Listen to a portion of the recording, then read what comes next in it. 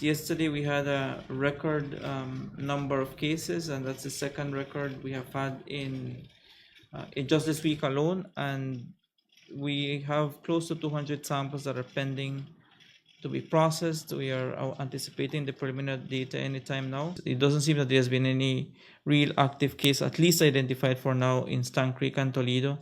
We did have 2 cases in the Cayo district reported yesterday. One of those is in a border jumper who is in a quarantine facility, and the other is in a person who we now know works in Belmopan but lives in Belize City. I know Belize City had 3 cases yesterday, but 2 of those are linked to having been on the island of Amborgrisky, town of San Pedro.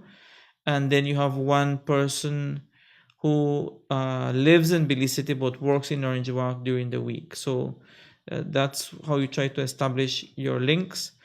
And all the other cases, 2 cases were in Santa Martha and 1 in Orange Walk.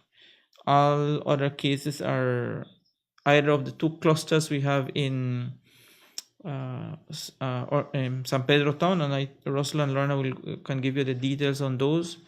But you also have other cases that are not linked to any cluster, and that's why we had to basically indicate that based on that, and we had already gone through the notion of anticipating community spread, at least in San Pedro. One other call that I think we need to make is that we have now at least 8, that's 10% of the total cases are what you would consider frontline workers that we know of based on the data we have. You would all know that there's 3 police officers.